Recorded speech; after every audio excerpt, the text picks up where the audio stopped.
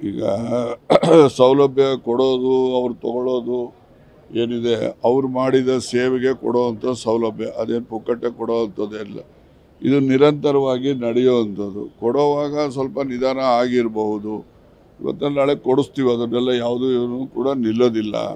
ಮತ್ತು ಕಾಡಾನೆ ಸಾವುಗಳು ಅಷ್ಟೇ. ಅದಕ್ಕೆ ನಾನು ಈಗಾಗಲೇ ಅರಣ್ಯ ಸಚಿವರ ಜೊತೆನೂ ಕೂಡ ಮಾತಾಡಿದ್ದೀನಿ. ನಮ್ಮ ಲೋಕಸಭಾ ಸದಸ್ಯರು ಮತ್ತು ಅಲ್ಲಿ ಪರಾಜಿತ ಅಭ್ಯರ್ಥಿ ಮತ್ತು ಇದರ ಎಲ್ಲ ಪಕ್ಷದವರು ಕೂಡ ಭೇಟಿ ಕೊಟ್ಟಿದ್ದಾರೆ. ಅವರೆಲ್ಲ ಸಮಸ್ಯೆ ಗೊತ್ತಿದೆ. ಸಮಸ್ಯೆಗೆ ಏನಾದರೂ ಒಂದು ಶಾಶ್ವತವಾದಂಥ ಪರಿಹಾರವನ್ನು ಕಂಡುಕೊಳ್ತೇವೆ. 4 ಆನೆಗಳನ್ನ ಸೆರೆ ಹಿಡಿಬೇಕು ಅಂತ ಪ್ರಸ್ತಾಪನೂ ಇದೆ.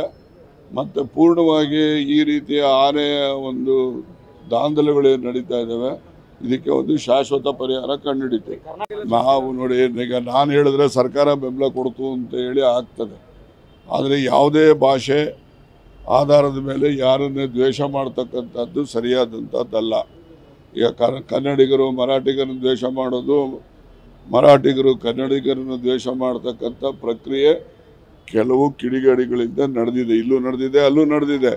ಅದಕ್ಕೋಸ್ಕರ ನಾವು ಆ ಪ್ರಕ್ರಿಯೆಗಳು, ಈ ಥರ ಕಿಡಿಗೇಡಿಗಳು ಮಾಡ್ತಕ್ಕಂಥ ಅವಾಂತರದಿಂದ ಜನಸಾಮಾನ್ಯರಿಗೆ ತೊಂದರೆ ಆಗ್ತದೆ. ಕನ್ನಡಿಗರಿರ್ಬೋದು, ಮರಾಠಿಗರಿರ್ಬೋದು, ಅದನ್ನು ನಾವು ಯಾರು ಒಪ್ತಕ್ಕಂಥದ್ದಲ್ಲ. ಆ ವಿಚಾರದಲ್ಲಿ ನಾವು ನಮ್ಮ ಸರ್ಕಾರ ಈಗಾಗಲೇ ಅವರು ಮಹಾರಾಷ್ಟ್ರ ಸರ್ಕಾರದ ಹಿರಿಯ ಅಧಿಕಾರಿಗಳ ಜೊತೆಯಲ್ಲಿ ನಮ್ಮ ಮುಖ್ಯ ಕಾರ್ಯದರ್ಶಿಗಳು ಕೂಡ ನನ್ನ ಸಮಕ್ಷಮದಲ್ಲಿ ಅವರು ಕೂಡ ಮಾತಾಡಿದ್ದಾರೆ. ಮುಖ್ಯಮಂತ್ರಿಗಳು ಕೂಡ ಅಲ್ಲಿನ ಮುಖ್ಯಮಂತ್ರಿಗಳ ಜೊತೆ ಮಾತಾಡಿದ್ದಾರೆ. ಆದಷ್ಟು ಜಾಗ್ರತೆ, ಅದು ಬಗೆಹರಿಯುತ್ತೆ. ಏನು ನಡೀತಾ ಇದೆ ಅವರ ಅಭಿಪ್ರಾಯ, ಅವ್ರು ಹೇಳ್ತಾರೆ ನಡೀರಿ. ಈಗ ರಾಹುಲ್ ಗಾಂಧಿ ಅವರು ಯಾರು ನನಗೆ ಗೊತ್ತಿಲ್ಲ ಅಂತ ಹೇಳಿದವನು ಸದ್ಗುರು ಏನು ಹೇಳ್ತಾರೆ, ರಾಹುಲ್ ಗಾಂಧಿ ಯಾರೋ ನನಗೆ ಗೊತ್ತೇ ಇಲ್ಲ ಅಂತ ಹೇಳ್ತಾರೆ. ಹೌದಲ್ವಾ? ಲೋಕಸಭಾ ಸದಸ್ಯರು ಇಲ್ಲೇ ಇದ್ದಾರೆ.